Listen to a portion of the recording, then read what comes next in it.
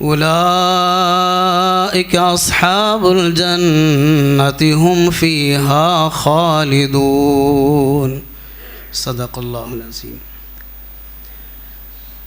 تمام تعریفات اس اللہ کے لیے جس نے کل کائنات کو بنایا اور روزی کا بھی انتظام فرمایا۔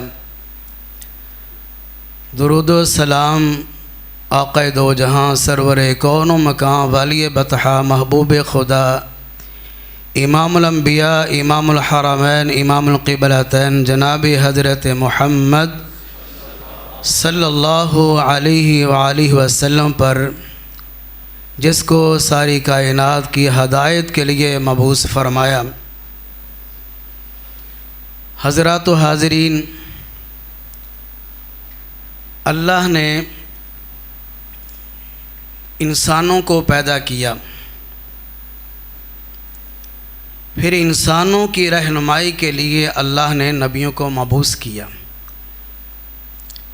اور ہر نبی نے اپنے دور میں جو بھی اللہ تعالیٰ نے احکامات دیے وہ سارے کے سارے لوگوں تک پہنچائے، صرف پہنچائے نہیں بلکہ حق ادا کیا۔ اللہ نے انسانوں کو صرف ایک مقصد کے لیے پیدا کیا، وہ کیا ہے؟ وَمَا خَلَقْتُ الْجِنَّ وَالْإِنسَ إِلَّا لِيَعْبُدُونِ۔ ہماری پیدائش کا جو مقصد ہے وہ یہی ہے، ہم نے کچھ اور سوچا ہوا ہے، لیکن اللہ نے حقیقت آپ کے سامنے رکھ دی ہے۔ ہر انسان کی اپنی ایک سوچ ہے، لیکن اللہ نے انسان کو ایک سوچ دی ہے، وہ کیا ہے؟ وَمَا خَلَقْتُ الْجِنَّ وَالْإِنسَ إِلَّا لِيَعْبُدُونِ۔ تمہاری سوچ یہ ہونی چاہیے کہ اللہ نے تمہیں صرف پیدا کیا تو اپنی عبادت کے لیے کیا، یہ ہر انسان کی۔ اور میرے بھائیوں، کامیابی ہماری اسی میں ہے، اور ہماری نجات بھی اسی میں ہے۔ ہماری منزل یہ دنیا نہیں ہے، یہ بات ذہن میں رکھی، ہماری منزل یہ دنیا نہیں، ہماری منزل کیا ہے؟ یا تو جنت ہے یا جہنم، یہ ہماری منزل ہے۔ جیسے قرآن مجید میں آتا ہے کیف تکفرون باللہ وکنتم امواتا فاحیاکم ثم یمیتکم ثم یحییکم ثم الیہ ترجعون۔ ہر انسان کے لیے دو ہی موتیں ہیں، دو ہی زندگی ہیں۔ ہم لوگ پہلے کیا تھے؟ مردہ تھے۔ ماں کے پیٹ میں جب انسان 100 تقریباً 40 دن کا ہوتا ہے تو پھر اس کے اندر روح ڈالی جاتی ہے، پھر وہ انسان زندہ ہوتا ہے، دنیا میں آتا ہے۔ پہلے وہ کیا تھا؟ مردہ۔ پھر اللہ نے اس کو زندگی دی اور دنیا میں وہ زندگی گزارتا ہے، یہ زندہ انسان ہے۔ پہلے موت پھر زندگی۔ اب اس کے بعد پھر کیا ہوگا؟ انسان کو موت آئے گی۔ مرنے کے بعد انسان قبر میں چلا جاتا ہے۔ ہماری قبر والی زندگی، زمین کے نیچے وہ زندگی ہماری شروع ہو جاتی ہے۔ اب مرنے کے بعد پھر ہمیں دوبارہ زندہ کیا جائے گا، ثم الیہ ترجعون۔ پہلے ہم مردہ تھے، پھر زندہ، پھر مردہ ہوئے، پھر اللہ ہمیں دوبارہ زندہ کرے گا۔ ابھی وہ وقت آیا نہیں، آئے گا۔ کب آئے یہ اللہ کے علم میں ہے، لیکن یہ بات پکی ذہن میں رکھیں، اور ہمارا یقین اس کے اوپر ہونا چاہیے، ہم سب لوگوں نے مرنا ہے، مرنے کے بعد ہم نے زندہ ہونا ہے، اور زندہ ہونے کے بعد ہم نے اپنی زندگی کا حساب بھی دینا، یہ بھی ذہن میں رکھیں۔ اللہ نے ہمیں فضول پیدا نہیں کیا، اللہ کا مقصد ہے۔ اللہ نے ہمیں پہلے ہی سمجھا دیا تمہارا یہ مقصد ہونا چاہیے، تمہاری منزل یہ دنیا نہیں ہے، تمہاری منزل آخرت ہے۔ اگر تم اچھے کام کرو گے ہمیشہ کے لیے ٹکانا اللہ جنت بنا دے گا، اگر برے کام کرو گے ہمیشہ کے لیے جہنم کی ایندھن بن جاؤ گے۔ کتنا واضح اللہ نے ہمیں پیغام دیا، ہم کیوں نہیں سوچتے؟ ہمیں سوچنا چاہیے میرے بھائی، یہ ہماری زندگی 4 دن کی زندگی ہے، نہ جانے آج چلے جائیں یا کل، اور کتنی موتیں ہمارے سامنے ہوتی ہیں اور ہم اپنی آنکھوں سے دیکھتے ہیں۔ جنازے ہم خود پڑھتے ہیں، خود دفناتے ہیں، لیکن اس کے باوجود ہمیں فکر نہیں ہے، ڈر خوف نہیں ہے۔ لیکن میرے بھائیو، فکر کریں نہ کریں، یہ اللہ کا فیصلہ ہے کہ تمہیں موت آنی ہے، مرنے کے بعد اللہ نے تمہیں زندہ کرنا ہے، زندہ ہونے کے بعد تم کو حساب دینا پڑے گا۔ ہماری منزل یا تو جنت ہوگی یا جہنم ہوگی، اس لیے یہ اللہ نے ہمیں دنیا میں موقع دیا ہوا ہے۔ اور علماء کرام، اللہ تعالیٰ ان کو جزائے خیر دے گی، آپ کی رہنمائی کرتے رہتے ہیں۔ ہمارے محترم بھائی حافظ عبداللہ ساجد صاحب کتنی وضاحت طور پہ، واضح طور پہ آپ کی رہنمائی کرتے ہیں۔ اسی طرح دنیا میں جتنے بھی علماء ہیں وہ آپ لوگوں کی رہنمائی کرتے ہیں۔ یہ جنت کا راستہ ہے، یہ جہنم کا راستہ ہے، اللہ ان کو سلامت رکھے۔ میرے بھائی، علماء کی قدر کرے، ان کا احترام کرے، ان کی رہنمائی لیا کرے ان سے۔ تو مقصد یہ ہے کہ یہ 4 دن کی زندگی ہماری، ہم نے مرنے کے بعد زندہ ہونا ہے، اور زندہ ہونے کے بعد ہم نے اپنی زندگی کا حساب دینا ہے، یا تو ہمارے لیے جنت ہوگی یا جہنم ہوگی۔ یہ دنیا میں اللہ نے ہمیں موقع دیا ہے، اس لیے ہمیں سوچنا چاہیے ہم نے جنت لینی ہے یا کہ جہنم میں جانا ہے، یہ فیصلہ ہم نے کرنا ہے۔ اور کوئی چیز ایسی نہیں ہے جو اللہ نے ہم سے چھپائی ہو، اور کوئی ایسی چیز نہیں ہے جس کی اللہ نے وضاحت نہ کی ہو، ہر چیز کی اللہ نے وضاحت کر دی۔ اس لیے اب فیصلہ ہمارے ہاتھ میں ہے۔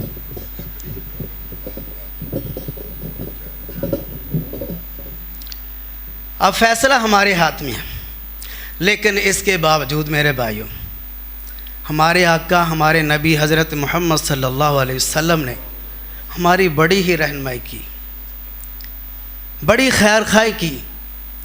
ہمارے نبی صلی اللہ علیہ وسلم نے فرمایا کہ کچھ اعمال ایسے ہیں، اگر انسان وہ اعمال کر لے، اس عمل کے بدلے اللہ تعالیٰ اس کو جنت عطا فرما دے گا۔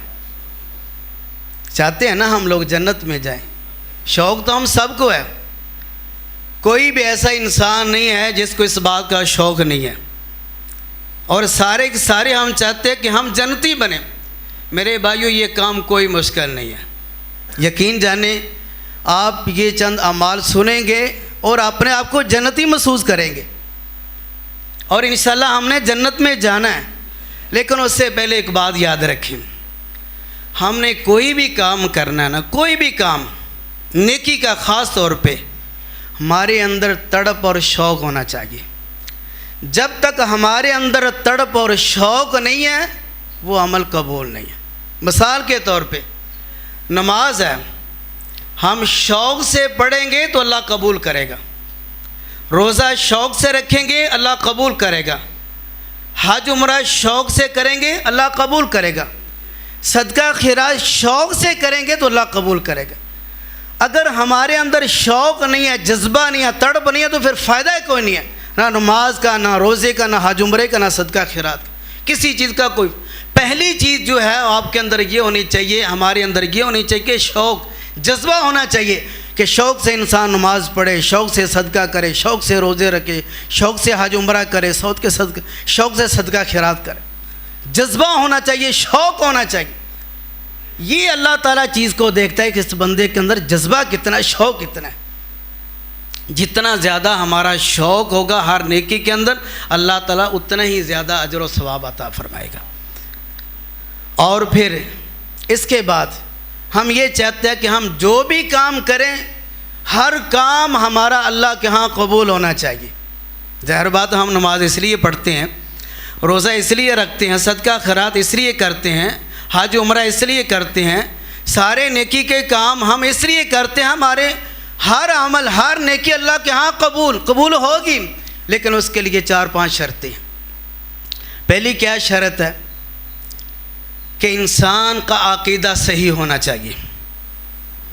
یہ بات ذہن میں رکھیں. جب تک ہمارا عقیدہ توحید والا نہیں ہے، انسان توحید پرست نہیں ہے، مشرک ہے، کوئی بھی عمل کرے گا اللہ اس کو قبول نہیں کرے گا، اس کی ساری محنت ضائع ہو جائے گی، ہر نیکی ضائع ہو جائے گی. بنیاد جو ہے ہر عمل کی سب سے پہلی چیز کیا ہے کہ انسان کا عقیدہ صحیح ہونا چاہیے کہ ہمارا خالق ایک ہے، ہمارا مالک ایک ہے، ہمارا رازق ایک ہے، ایک ہی اللہ کے علاوہ کوئی معبود نہیں ہے. یہ ہمارا عقیدہ ہونا چاہیے. اور دوسری چیز کہ جو بھی ہم نے کام کرنا ہے وہ سنت کے مطابق ہو. سنت سے مراد کیا ہے؟ جو طریقہ ہمارے نبی صلی اللہ علیہ وسلم نے ہمیں سکھایا ہے اس طریقے کے مطابق ہونا چاہیے. جیسے ہمارے نبی نے نماز پڑھی ویسے ہماری نماز، جیسے آپ نے روزہ رکھنے کا حکم دیا ویسے ہمارا روزہ، حج عمرہ صدقہ خیرات، ہر نیکی کا کام جو بھی ہم نے کرنا، چاہے وہ بڑا ہو چاہے وہ چھوٹا ہو، چاہے چھوٹی نیکی ہو چاہے بڑی نیکی ہو، کوئی بھی آپ نے عمل کرنا ہے آپ کے ذہن میں یہ بات ضرور ہونی چاہیے کیا یہ طریقہ رسول اللہ کا ہے. اگر واقعی آپ تصدیق کریں اس کی، تحقیق کریں اس کی، کہیں آپ کی محنت ضائع نہ ہو جائے. عقیدہ توحید والا ہو اور جو بھی ہم نے عمل کرنا ہے وہ کس کے مطابق ہونا چاہیے؟ جس کا ہم نے کلمہ پڑھا ہے. کلمہ کس لیے پڑھا ہے؟ ایک ہی مقصد ہے کہ ہم نے اس کی فرما برداری کرنی ہے، اس کے طریقے کے مطابق چلنا ہے. اس مقصد کے لیے کلمہ پڑھا گیا ہے کہ جو ہمارے آقا نے کہا ہم نے اس کے مطابق ہی چلنا ہے، طریقہ وہی چلے گا، اس کے علاوہ اور کوئی طریقہ نہیں چلے گا. 2 چیزیں. اور تیسری چیز رزق حلال ہونا چاہیے. رزق حلال، جب تک رزق حلال نہیں پھر بھی ہمیں نیک عمل کا فائدہ نہیں ہے. اور چوتھی چیز میرے بھائیوں، نمازی کا ہونا ضروری ہے کہ وہ 5 وقت کی نماز کو ادا کرے. جو بھی نمازی آدمی کوئی بھی نیکی کرے گا اللہ اس کو قبول فرمائے گا. اور 5ویں چیز، آخری چیز، جو بھی ہم نے کام کرنا ہے ہمارے عمل کے اندر ریاکاری نہیں ہونی چاہیے، دکھاوا نہیں ہونا چاہیے. یہ 5 چیزیں، عقیدہ توحید والا ہو، اور جو ہم نے عمل کرنا ہے طریقہ مصطفیٰ کا ہونا چاہیے، اور اسی طرح ریاکاری نہیں ہونی چاہیے، رزق حلال ہو، 5 وقت کا نمازی ہو. یہ 5 چیزیں جس انسان کے اندر پائی جاتی ہیں جو بھی نیکی کرے گا اللہ تعالیٰ اس کو قبول فرما لے گا. یہی ہمارا مقصد ہے. یہ چیزیں ہمیں اپنے اندر لے کر آنی چاہیے، پھر ہی ہمیں نماز کا فائدہ ہوگا، روزے کا فائدہ ہوگا، صدقہ خیرات کا، پھر ہی ہمیں فائدہ، پھر ہی نیکی کا فائدہ. اگر یہ ہمارے اندر 5 چیزیں نہیں ہیں تو پھر میرے بھائیوں ہماری نیکی ضائع ہو سکتی ہے. اس لیے یہ 5 چیزیں اپنے اندر پیدا کریں، پھر ہم کوئی بھی عمل کریں گے تو انشاءاللہ ہر عمل کا ہمیں فائدہ ہوگا. دیکھیں ایک چھوٹا سا عمل، آج جس موضوع پہ میں بات کرنا چاہتا ہوں وہ یہی ہے کہ کون سے اعمال جو ہمیں جنت میں لے کے جائیں گے. چھوٹا سا عمل، اس کی فضیلت دیکھیں کتنی بڑی. رسول اللہ صلی اللہ علیہ وسلم نے فرمایا کہ جو آدمی وضو کرتا ہے، وضو یہ عام روٹینہ ہم کرتے ہیں لیکن اس کی فضیلت اور اس کی اہمیت کو ہم نہیں جانتے. اس حدیث میں دیکھیں کہ اس کی اہمیت کیا ہے، اس کی فضیلت کیا ہے. رسول اللہ صلی اللہ علیہ وسلم نے فرمایا جو آدمی اچھے طریقے سے سنت کے مطابق وضو کرتا ہے. سنت کیا ہے کہ جب ہم نے وضو کرنا ہے پہلے ہماری نیت ہونی چاہیے، پھر اس کے بعد بسم اللہ. نیت کا مقصد کیا ہے کہ جب انسان وضو کی نیت کرتا ہے، دیکھیے جب ہم ہاتھ دھوتے ہیں کوئی پابندی نہیں ہوتی، چاہے 1 دفعہ دھو لے، 2 دفعہ دھو لے، 3 دفعہ، 4 دفعہ، 5، کوئی پابندی نہیں ہے. لیکن جب انسان وضو کی نیت کر لیتا ہے پھر یہ پابندی عائد ہو جاتی ہے. کیسے کہ جب انسان وضو کی نیت کرتا ہے تو 3 سے زیادہ مرتبہ ہاتھ نہیں دھو سکتے، 3 سے زیادہ مرتبہ انسان کلی نہیں کر سکتا، 3 سے زیادہ مرتبہ چہرہ نہیں دھو سکتا، ہر اعضاء کو 3 دفعہ دھونا چاہیے۔ اور یہ بات یاد رکھے، جتنے بھی حضرت آدم علیہ السلام سے لے کر آخری نبی حضرت محمد صلی اللہ علیہ وسلم تک سارے نبیوں کا طریقہ یہی رہا کہ ہر وضو کے اعضاء کو 3 دفعہ دھویا کرتے تھے، سارے نبیوں کی سنت ہے یہ۔ اور 3 سے زیادہ مرتبہ دھونا صحیح حدیث ہے، رسول اللہ صلی اللہ علیہ وسلم نے فرمایا اس نے زیادتی کی، اس نے ظلم کیا، اس نے گناہ کیا، حالانکہ اس نے 3 سے زیادہ مرتبہ دھویا ہی ہاتھ کو، لیکن اس نے سنت کی خلاف ورزی کی۔ سنت کی خلاف ورزی کرنے کی وجہ سے نبی صلی اللہ علیہ وسلم نے فرمایا اس نے ظلم کیا، اس نے زیادتی کی، اس نے گناہ کیا۔ سنت یہی ہے کہ انسان بسم اللہ پڑھے، نیت کرے، ہر اپنے اعضاء کو 3 دفعہ دھوئے۔ اور رسول اللہ صلی اللہ علیہ وسلم نے فرمایا کہ جو آدمی سنت کے مطابق وضو کرتا ہے، وضو کرنے کے بعد کچھ بھائی آسمان کی طرف انگلی کرتے ہیں، یہ کسی حدیث سے ثابت نہیں ہے، صرف وضو کرنے کے بعد ہمیں یہ عمل کرنا ہے، اشہد ان لا الہ الا اللہ وحدہ لا شریک لہ واشہد ان محمدا عبدہ ورسولہ، یہ کلمات۔ اور دوسری کلمات بھی ہیں، اللہم اجعلنی من التوابین واجعلنی من المتطہرین۔ نبی صلی اللہ علیہ وسلم نے فرمایا جب کوئی بھی انسان وضو کرتا ہے سنت کے مطابق، اس کے بعد یہ کلمات کہہ دیتا ہے، اشہد ان لا الہ الا اللہ وحدہ لا شریک لہ، اللہ میں اس بات کی گواہی دیتا ہوں تیرے علاوہ کوئی معبود نہیں ہے، اور حضرت محمد صلی اللہ علیہ وسلم تیرے بندے اور تیرے رسول ہیں، اس بات کی انسان گواہی دیتا ہے۔ وضو کرنے کے بعد جب انسان یہ کلمات کہہ دیتا ہے تو رسول اللہ صلی اللہ علیہ وسلم نے فرمایا اسی وقت اس آدمی کے لیے جنت کی 8 دروازے کھول دیا جاتے ہیں۔ کتنی بڑی فضیلت ہے، حالانکہ یہ عمل ہم ہر روز کرتے ہیں، لیکن ہم غور نہیں کرتے۔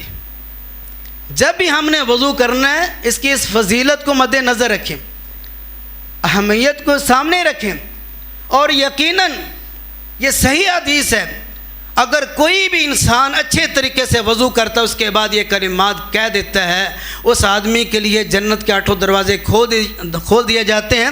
اگر اسی حالت میں اس کو موت آ جائے تو سیدھا جنت میں چلا جائے گا۔ کتنی بڑی فضیلت ہے، حالانکہ چھوٹا سا عمل ہے اور کوئی مشکل بھی نہیں ہے، ہمیں یہ عمل کرنا چاہیے۔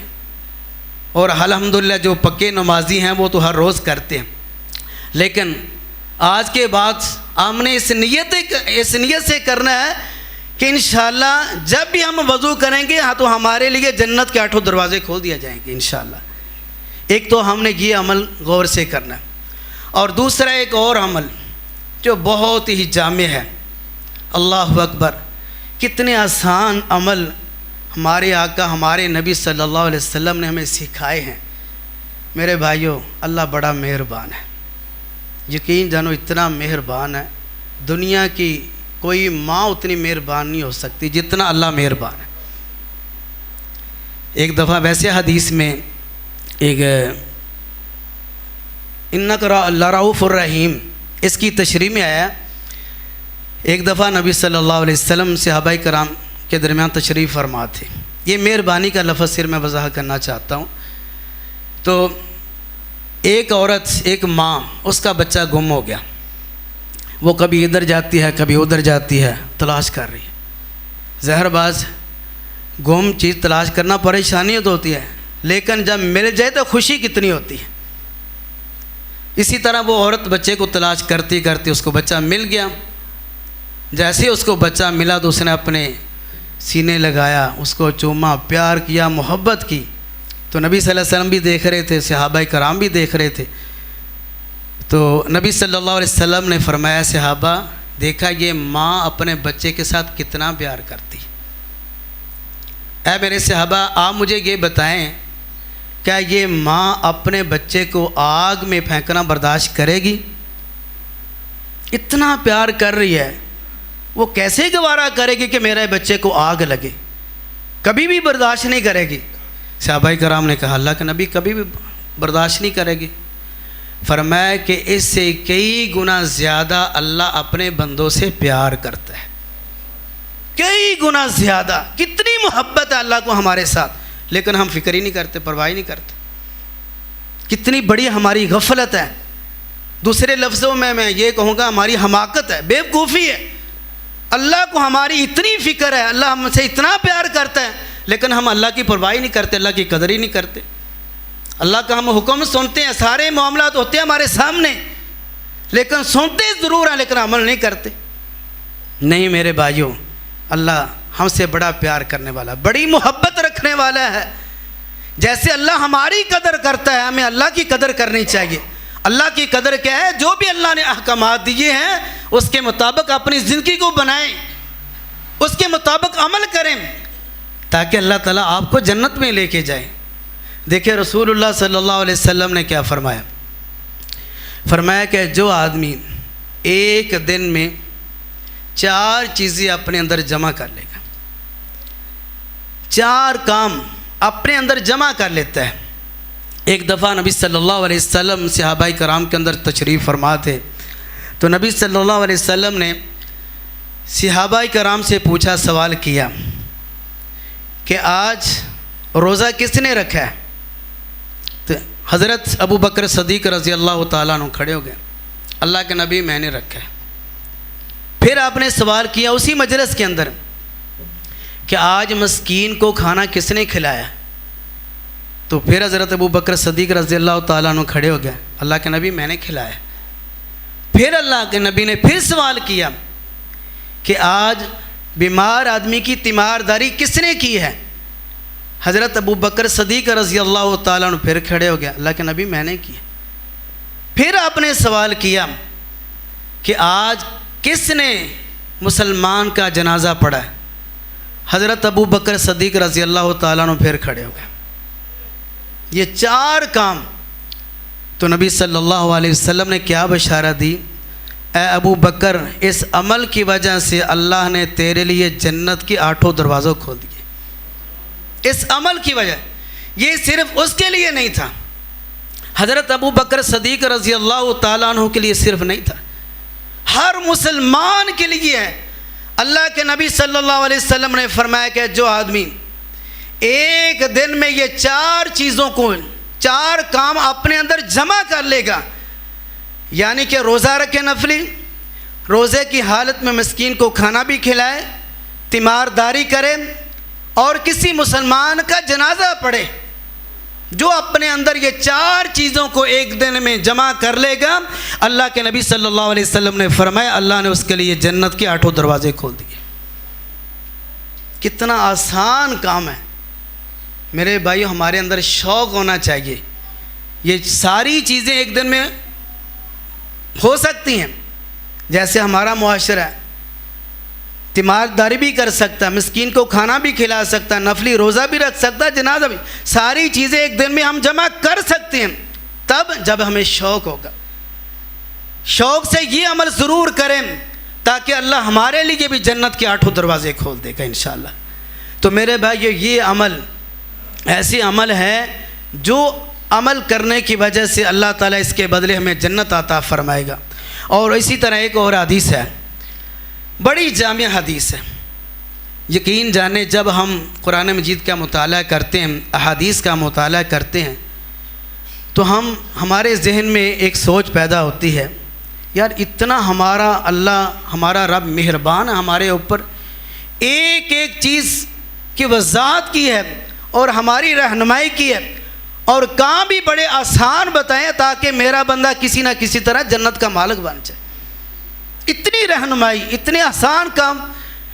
رسول اللہ صلی اللہ علیہ وسلم نے فرمایا کہ تم لوگ جنت میں نہیں جا سکتے. تم لوگ, سمجھانے کا ایک انداز تھا نا, آپ کا طریقہ تھا. صحابہ کرام تشریف فرما تھے, فرمایا کہ تم لوگ جنت میں نہیں جا سکتے. کب؟ جب تک تم مومن نہیں بنو گے, اور اس وقت تک تم مومن بن ہی نہیں سکتے جب تک تم آپس میں ایک دوسرے کے ساتھ پیار نہیں کرو گے. تم لوگ جنت میں نہیں جاؤ گے جب تک مومن نہیں بنو گے، اور اس وقت تک مومن بن ہی نہیں سکتے جتنی دیر تک تم آپس میں ایک دوسرے کے ساتھ پیار نہیں کرو گے۔ اور رسول اللہ صلی اللہ علیہ وسلم نے فرمایا، اس کا طریقہ میں آپ کو بتلا دیتا ہوں۔ اگر تم چاہتے ہو نا کہ آپس میں ایک دوسرے کے ساتھ محبت ہو، پیار ہو، الفت ہو، چاہتے ہو تم یہ کام کیا کرو کہ کثرت کے ساتھ ایک دوسرے کو سلام کیا کرو۔ یہ سلام یہ اللہ نے سارے نبیوں کو اور سارے مسلمانوں کو تحفہ دیا ہے۔ اتنی یہ عظیم چیز ہے، یہ اللہ کا تحفہ ہے انسانوں کے لیے، خصوصاً انبیاء کے لیے، مسلمانوں کے لیے اتنا عظیم تحفہ ہے۔ اس تحفے کے اندر اللہ نے بڑی برکات رکھی ہے، اور ہم چاہتے ہیں کہ ہمارے دلوں کی نفرت ختم ہو، ہم ایک دوسرے کے ساتھ محبت کریں۔ ہم چاہتے ہیں تو رسول اللہ صلی اللہ علیہ وسلم نے فرمایا، تم کثرت کے ساتھ ایک دوسرے کو سلام کرو۔ جب تم سلام کرو گے تو اسی وقت اللہ تعالیٰ آپ کے دلوں میں محبت پیدا کر دے گا۔ آپ کو یقین نہیں ہے تو آزما کے دیکھ لیں، لیکن میرے بھائیوں، اللہ کے حکموں کو اور نبی صلی اللہ علیہ وسلم کے حکم کو آزمانا نہیں چاہیے، یقین کرنا چاہیے۔ میں یقین سے کہتا ہوں، دعوے سے کہتا ہوں، اگر کوئی مسلمان اس نیت سے لوگوں کو سلام کہتا ہے کہ لوگ میرے سے محبت کریں، اللہ کی قسم لوگ محبت کریں گے۔ کہہ کے تو دیکھیں، اگر میں کسی کو یہ کہتا ہوں السلام علیکم ورحمۃ اللہ وبرکاتہ، تم پر سلامتی ہو، اللہ کی رحمت اور اللہ کی برکت ہو، اگر میں پیار سے کسی کو سلام کہتا ہوں، میں اس کو دعا دیتا ہوں، مجھے یہ بتائیں جس کو میں نے دعا دی کیا وہ میرے سے محبت نہیں کرے گا؟ ضرور کرے گا محبت۔ اسی طرح وہ جواب دے اچھے طریقے سے، وہ اس سے محبت کرے گا۔ اگر ہم چاہتے ہیں کہ ایک دوسرے کے ساتھ محبت کریں، اس کا آسان طریقہ یہی ہے کہ ہم ایک دوسرے کو سلام کریں۔ اور رسول اللہ صلی اللہ علیہ وسلم نے کیا فرمایا کہ جب تم ایک دوسرے کے ساتھ محبت کرو گے تو مومن بنو گے، جب تم مومن بنو گے تب تم جنت میں جاؤ گے، اس سے پہلے جنت میں جا ہی نہیں سکتے۔ یہ بھی شرط لگا دی ہے، محبت کے ساتھ انسان مومن بنتا ہے، مومن بنیں گے تب ہم جنت کے مالک بنیں گے، اگر ہم جنت کے مالک نہیں بن سکتے۔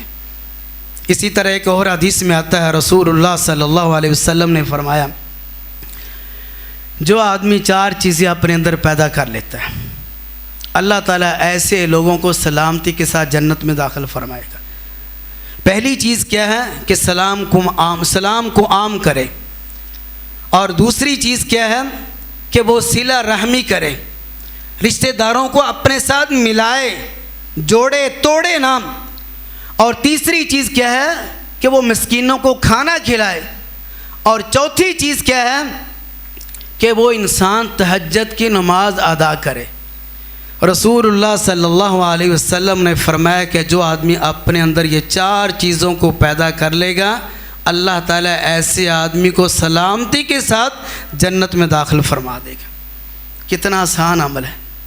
اسی طرح ایک دفعہ نبی صلی اللہ علیہ وسلم مجلس کے اندر تشریف فرما تھے، آپ نے جنت کا ذکر کیا، فرمایا جنت اتنی خوبصورت اتنی پیاری اللہ نے بنائی، اور اتنے پیارے اللہ نے محل بنا دیے، اگر ہم اندر کھڑے ہیں تو باہر کی ساری چیزیں ہمیں نظر آئیں گی، باہر کھڑے ہیں تو اندر کی ساری چیزیں ہمیں نظر آئیں گی۔ ایک دیہاتی کھڑا ہو گیا، اللہ کے نبی یہ جنت کن لوگوں کے لیے اللہ نے بنائی ہے؟ دیہاتی تھا نا، اس نے سوال کر دیا، اللہ کے نبی یہ جنت کن لوگوں کے لیے بنائی ہے؟ تو نبی صلی اللہ علیہ وسلم نے کیا فرمایا؟ فرمایا کہ جو آدمی کثرت کے ساتھ نفلی روزے رکھے گا اور مسکینوں کو کھانا کھلائے گا، تہجد کی نماز ادا کرے گا، اللہ تعالیٰ اس آدمی کو ایسی جنت میں داخل فرما دے گا۔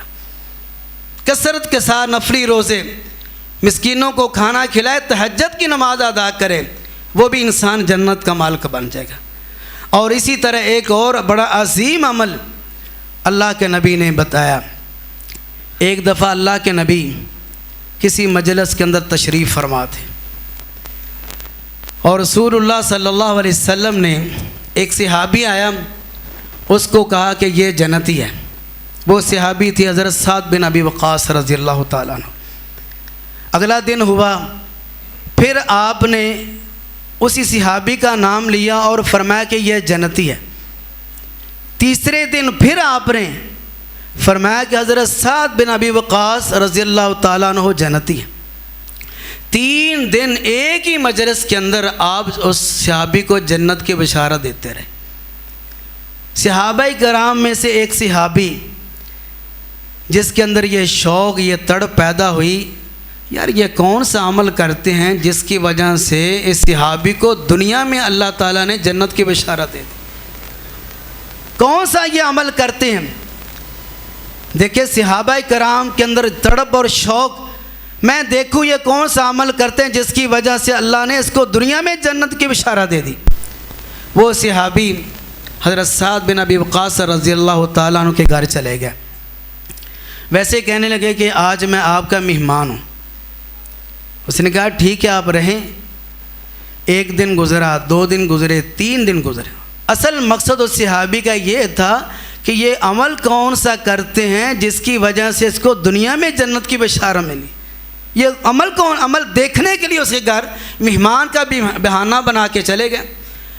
3 دن کے بعد وہ صحابی حضرت سعد بن ابی وقاص رضی اللہ تعالیٰ عنہ کے پاس آئے، کہنے لگے کہ اے سعد، میرا اصل مقصد یہاں ٹھہرنے کا یہ تھا کہ اللہ کے نبی نے آپ کو دنیا میں جنت کی بشارت دی ہے، میں عمل دیکھنا چاہتا ہوں کون سا عمل آپ کرتے ہیں۔ میں نے کیا دیکھا ہے کہ تہجد آپ بھی پڑھتے ہیں، میں بھی پڑھتا ہوں، نمازیں آپ بھی پڑھتے ہیں، میں بھی پڑھتا ہوں، روزہ آپ بھی رکھتے ہیں، میں بھی رکھتا ہوں، ذکر و اذکار آپ بھی کرتے ہیں، میں ساری چیزیں جو آپ کرتے ہیں وہ میں کرتا ہوں، لیکن آپ کو جنت کی بشارت کیوں دی گئی اس کی نہیں مجھے سمجھ آ رہی۔ حضرت سعد بن ابی وقاص رضی اللہ تعالیٰ عنہ کہنے لگے اے میرے ساتھی، اصل بات یہ ہے کہ جو میرا اپنا ذاتی عمل ہے وہ یہ ہے کہ جب میں رات کو سوتا ہوں، جو میرے علاوہ کوئی بھی نہیں جانتا، صرف میں جانتا ہوں یا میرا رب جانتا ہے، جب بھی میں رات کو سوتا ہوں، سونے سے پہلے اپنے دل میں سوچتا ہوں کیا میرے دل میں کسی مسلمان بھائی کے بارے میں بغض، کینہ، نفرت تو نہیں ہے؟ میں اپنے دل کے اندر سوچتا ہوں کیا کسی مسلمان کے ساتھ میرا لڑائی جھگڑا تو نہیں ہوا؟ اگر ہوا ہے، کوئی نفرت پیدا ہوئی ہے، کوئی بغض یا کینہ، تو رات سونے سے پہلے میں اپنے دل کو صاف کر کے سو جاتا ہوں۔ جو نفرت ہوتی ہے، جو بغض ہوتا ہے، جو کینہ ہوتا ہے، ساری چیزوں کو میں ختم کر دیتا ہوں، اپنے دل کو صاف کر لیتا ہوں۔ تو وہ صحابی کہنے لگا یہ عمل اللہ کو اتنا پسند آیا ہے، اتنا پسند، اس عمل کی وجہ سے اللہ نے دنیا میں آپ کو جنت کی بشارت دے دی۔ چھوٹا سا عمل، کوئی مشکل بھی نہیں ہے۔ یہ صرف حضرت سعد بن ابی وقاص رضی اللہ تعالیٰ عنہ کے لیے نہیں ہے، ہر مسلمان کے لیے یہ عمل ہے۔